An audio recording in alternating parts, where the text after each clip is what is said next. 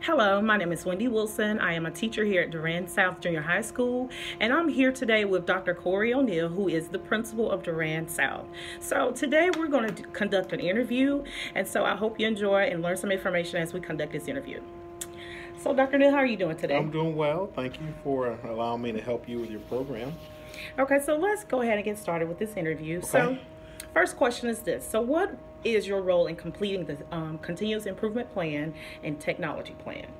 Well, as the principal, I am the leader in completing the plan. And the way we complete our plan, I serve as a leader, and then under me is our instructional support specialist, and she is a retired principal. And she and I tag team, and then we get together with our leadership team, and then we collaborate together, and then we work on the plan as a team. Now, as far as our tech plan part of it, our building tech coordinator, she sort of takes the lead on that, and she works with our school system technology coordinator. And all the building tech coordinators get together, work on the tech plan, and then they come back and they work with the principal on the school plan on how we want the technology portion to look. Okay, so let me ask you this. So as being a leader, do you really want to share a lot of the leadership roles with your teacher, or how do you look at that? It's hard for me, and I'm speaking as for me, it's hard for me to relinquish a lot. So that's something that I'm learning.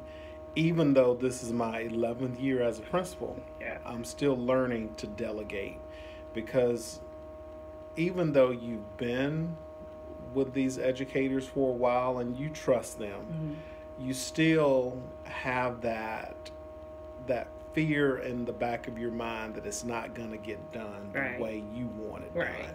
And so, but I'm learning to delegate more and to get that done. Okay.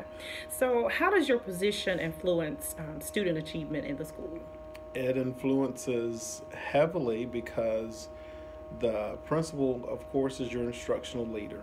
And so it should affect all student achievement within the school. To me, the principal needs to know the ins and outs of what's going on with students, whether it's through Global Scholar, through progress reports, or through the report cards. I feel that the principal needs to know, and knowing your students, then you can help facilitate on how you want your achievement to flow. Okay.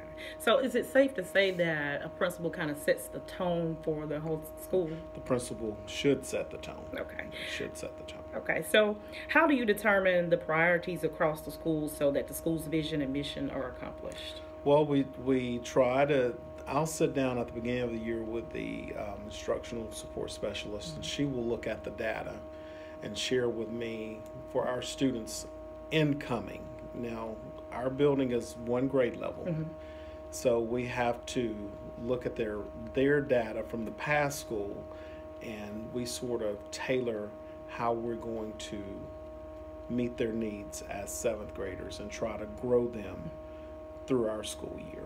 Okay.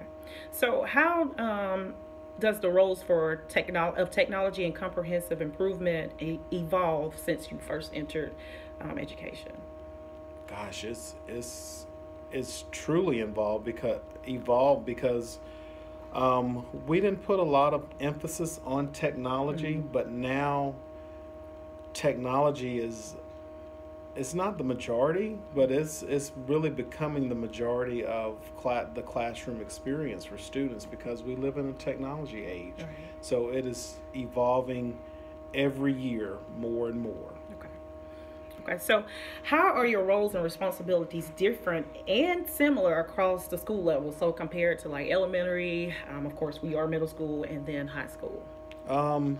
If I look at how they're different as far as elementary, all of our elementary schools are title schools. So they have that extra budget to deal with and to help meet the needs of those of their students. Now, honestly, all of our schools really should be Title I schools, but our school board, or the school system, I should say, the superintendent, he chooses to utilize those funds only with elementary. So that's a different responsibility. High school, as my responsibility difference, they have more activities there, so that means it's more delegating from that high school principal. So to me, that's the only slight difference. Elementary, they have the title programs to work with. Once they get to my school, we start dealing with sports as well as academics, so they don't have to deal with that on elementary. But then when you get to high school, it's on a more enormous level to deal with. Even though we deal with the same things, it's just on a bigger level at the high school. Okay. So what changes do you see that need to be made in order for to have a greater impact on student achievement, on a positive student achievement? I think we need to have more data discussions. And I didn't always think that way when I first became an administrator, but we've got to have more data discussions to make sure that you're truly using that data to drive instruction. If you see something's not working, it's okay to change. Just teachers, they have to get their standards taught, but it's okay to make changes to make sure that you're affecting student achievement on a positive level. Okay. All right. So how does your position impact the decision making of the school and the school system leaders? Well, we all work together as a team. We have our PST team within the school system, and that's when all of our principals and instructional support specialists get together and we talk and we try to make sure it's fluid across the board.